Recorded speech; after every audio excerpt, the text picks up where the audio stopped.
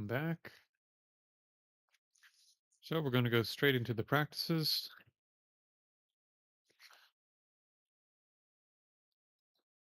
So I'll spend a little bit more time talking about the posture, but only a couple of minutes because I want to try to get 4 sessions in before 11:35.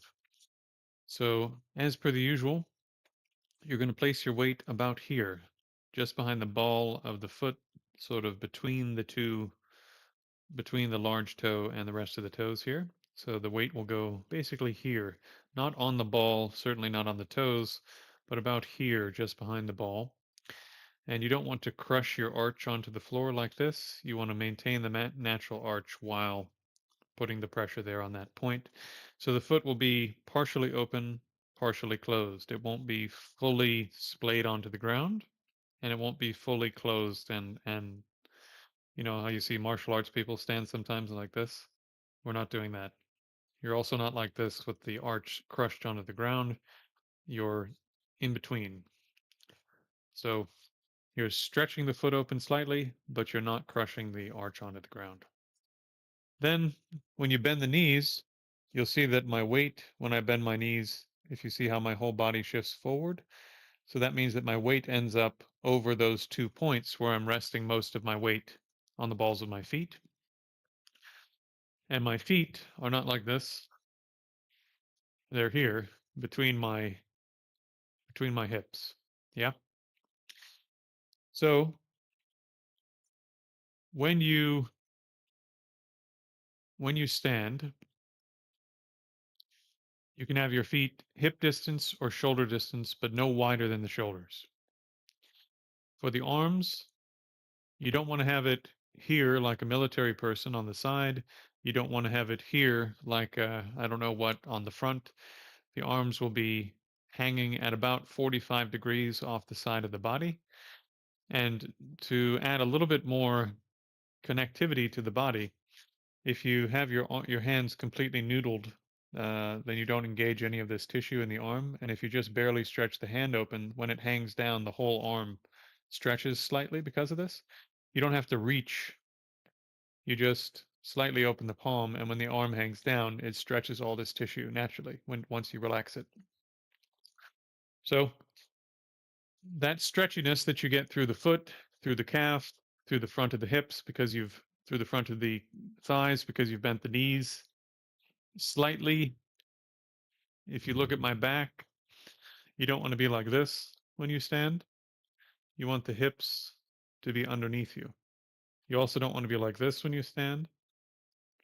So get rid of the sway in your back so that these muscles back here release by bringing the hips to put my hands on my hips. See how this is pointed down? Bring the hips underneath you like this. Okay. So that'll also have the effect of if this is the curve in your lower spine, it will slightly straighten it. You're not going like this. You're certainly not inverting it like this, which is totally unnatural. If this is the natural curve of your lower spine, you're just lengthening it slightly by lowering the hips. Okay. So that creates a stretch, a very passive, gentle stretch that goes through the feet, calves, thighs, hips, lower back, upper back. And when you take the head and just gently lift it up, that extends the stretch through the neck. And when you open the palms, that extends the stretch through the arms. And therefore, with that slightly stretchy feeling, which is the white tissue in the tendons and the ligaments, you can let the body rest on the white tissue primarily, sort of between the bones and the muscles. And this has a lot of health benefits, and learning to stand this way will help you in your seated practice also, because the body will get more comfortable the more you stand. Okay, so now where did so now we're going to do our seated session. Oh, sorry, our first standing session.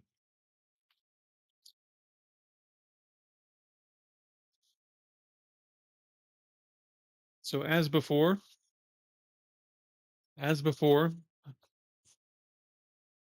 You're going to place full attention on the object of meditation and the counting. So you want your attention to go to the breath and then rapidly go to the count and then come back to the breath. Okay? So you already have the instructions for that practice. We will begin now.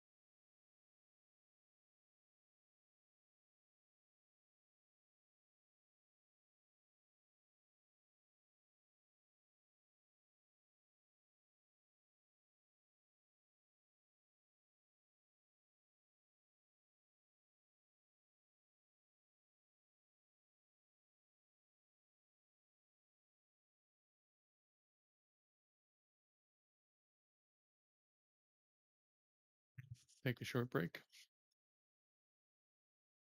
So during the break, don't do anything specific with your attention. Just let the mind rest. If you'd like, you can do just some walking.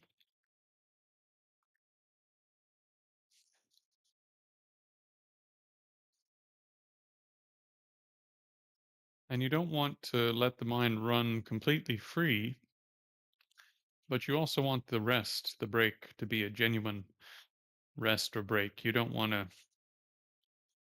to be continuing to exercise the mind in any kind of deliberate way because you need that full effort for the next session.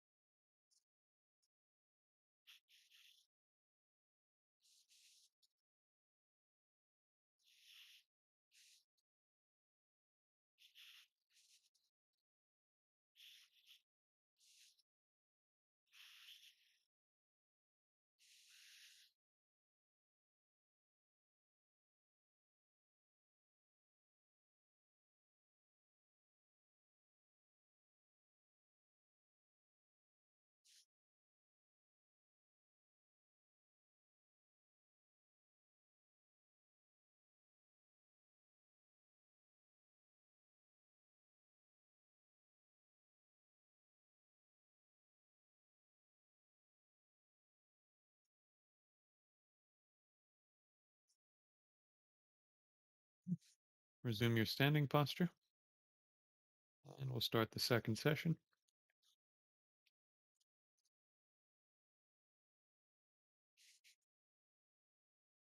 Place the mind on the breath.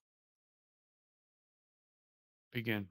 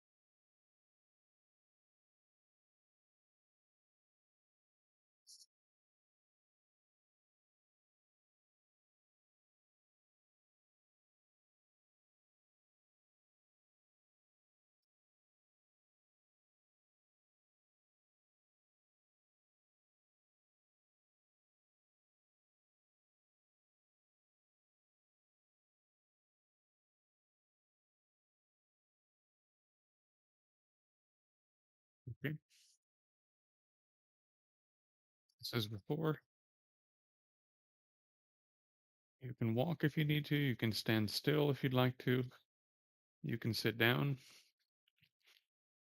Just don't do anything in particular with your attention. Just let it do what it's going to do for a few minutes.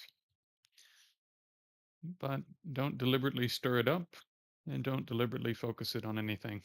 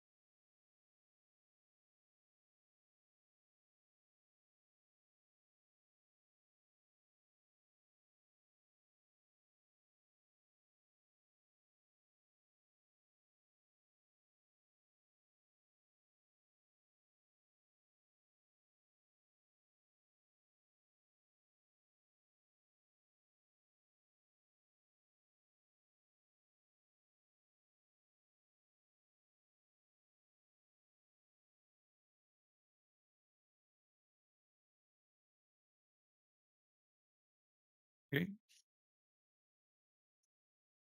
Next session. Here we go.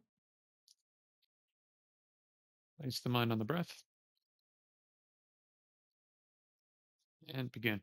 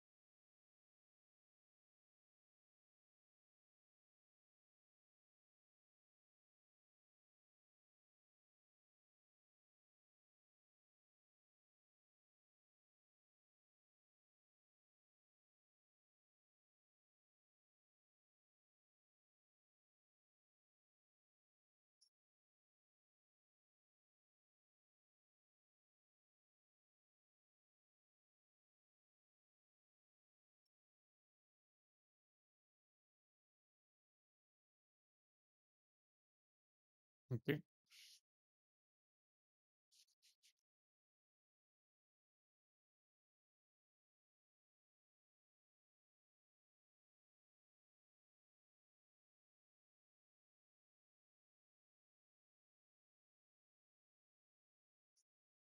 The middle period of the day, if you're in the same time zone I am, it's good if you've been practicing the first half of the day and you've put in somewhere between,